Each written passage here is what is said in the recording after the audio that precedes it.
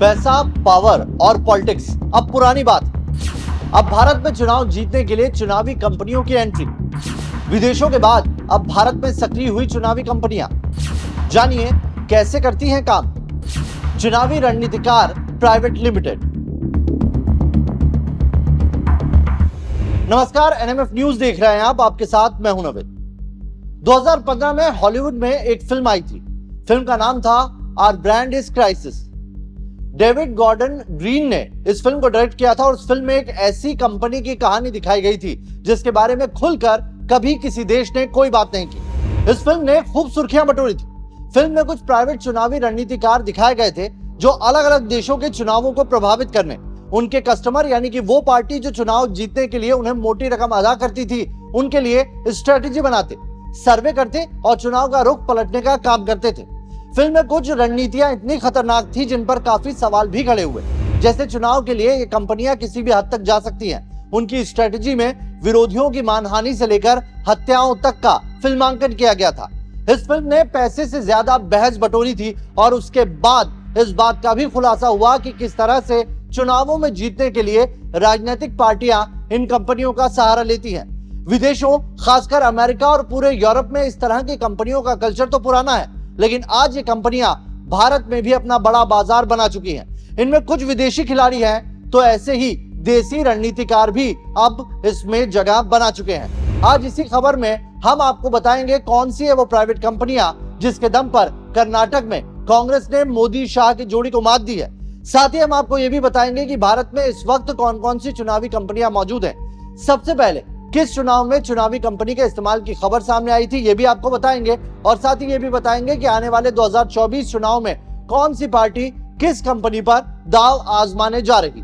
तो सबसे पहले ये जान लीजिए कि इन कंपनियों की कोई विचारधारा नहीं होती। ये कंपनियां सिर्फ पैसे के लिए चुनाव जिताती और हराती हैं। यानी अगर एक चुनाव में इस तरह की किसी एक कंपनी का क्लाइंट कांग्रेस है तो अगले चुनाव में वो बीजेपी के लिए भी काम करती देखी जा सकती है।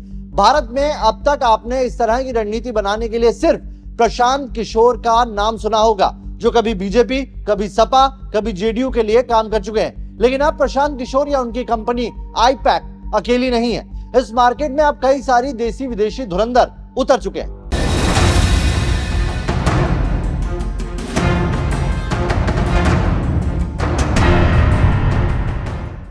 प्राइवेट कंपनी ने कर्नाटक चुनाव में दी मोदी शाह को मात। कर्नाटक चुनाव जीतकर कांग्रेस ने 2015 के बाद कोई बड़ा राज्य जीता है। लेकिन क्या आप ये जानते हैं कि इस चुनाव में कांग्रेस के दो प्रमुख रणनीतिकार थे जिनके ऊपर जीत का जिम्मा था। इनमें पहला नाम है सुनील कानुगोलू और दूसरा नाम है नरेश अरोड़ा। कौन है सुनील कानुगोलू? कर्नाटक में सुनील कानुगोलू ने कांग्रेस की जीत के लिए रणनीति बनाई थी।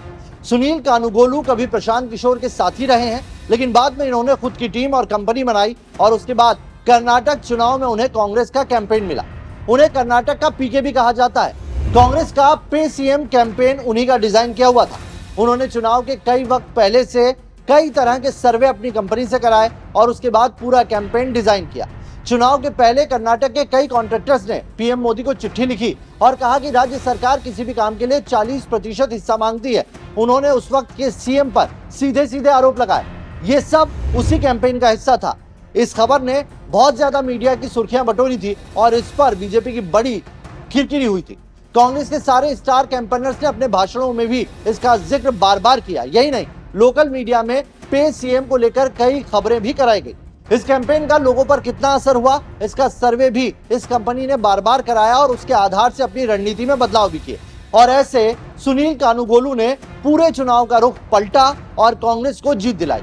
सुनील कानुगोलू को कर्नाटक की जीत के बाद अब मध्य प्रदेश में भी कांग्रेस ने जीत की जिम्मेदारी दे दी है। उनके लिए भोपाल में कमलनाथ के बेटे और सांसद नकुलनाथ के घर में उनका वॉर रूम बनकर तैयार हो चुका है। अब वो मध्य प्रदेश में कांग्रेस की जीत के लिए रणनीति बनाएंगे और कर्नाटक के बाद एमपी में काम करने के लिए वो उतर भी चुके हैं। मोदी को पीएम और योगी को सीएम बनाने का कर चुके हैं काम।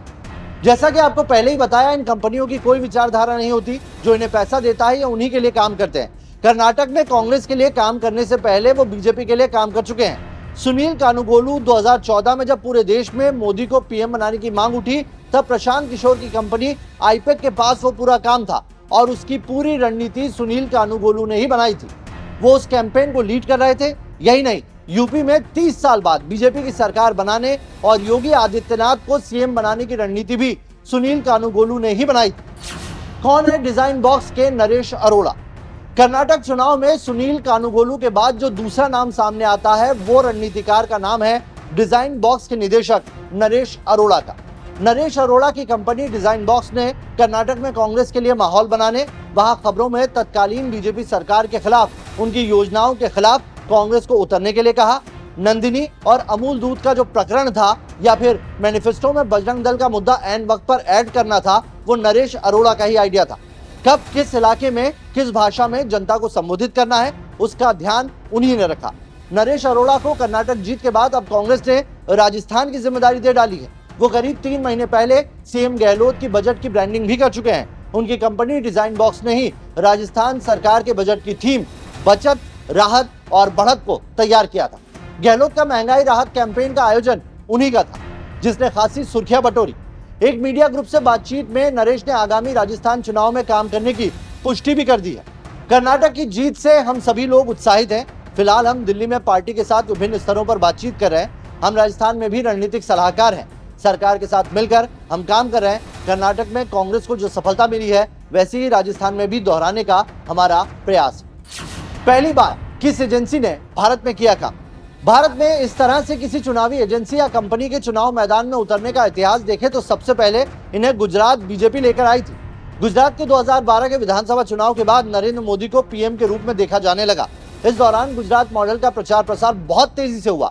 बतौर मुख्यमंत्री पीएम मोदी ने वाइब्रेंट गुजरात समिट की, जिसे प्रशांत किशोर ने लीड किया था।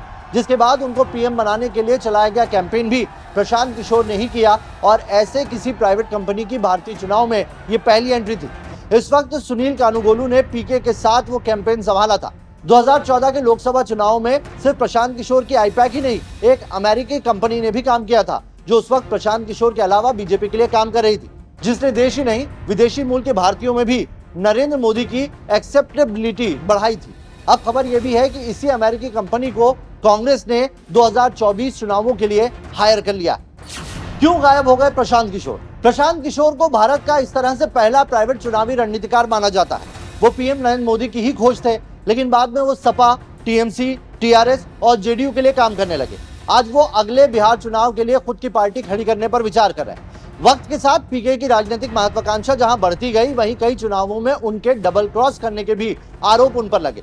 मसलन यूपी में सपा, बसपा और कांग्रेस के लिए वो खुद काम कर रहे थे, पर आरोप लगा कि उन्होंने अपनी रणनीति से बीजेपी को फायदा पहुंचाया। यही नहीं, जितने भी डेटा थे वो भी बीजेपी तक दे दिए। वो वक्त वक्त पर चुनाव के पहले पॉलिटिकल पार्टी को लेकर बयान भी जारी करने लगे। यही नहीं, वो गुप्त मीटिंग्स का हवाला देकर बाद में ऐसे बयान दे रहे थे जिनसे भविष्य में उनकी कस्टमर पार्टी को फायदा हो, जिसके बाद तमाम दलों ने उनसे दूरी बना ली। क्या काम करती है ये कंपनियां? राजनीतिक जानकार मानते हैं कि एजेंसियों को हायर कर उन पर जनता के पैसे लुटाने को सैद्धांतिक रूप से वो गलत मानते हैं। जहां तक काम का सवाल है, ये चुनावी कंपनियां राजनीतिक पार्टियों के लिए सर्वे, प्लानिंग, स्ट्रेटेजी तैयार करती हैं।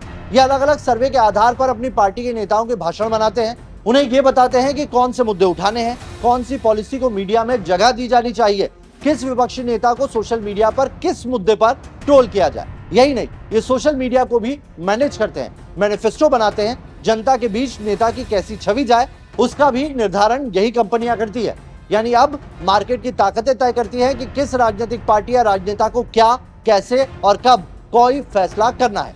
विदेशों में इस तरह की एजेंसियों को हायर करने और बाद में कई छोटे देशों की पॉलिसी तक प्रभावित करने की खबरें वक्त वक्त पर आती रही हैं। लेकिन भारत में कितने कारगर होंगे, ये सवाल बहुत बड़ा है। हालांकि विश्लेषक ये भी मानते हैं कि इन प्राइवेट कंपनियों के आने से राजनीति और राजनीतिक भाषा का स्तर लगातार गिर रहा है।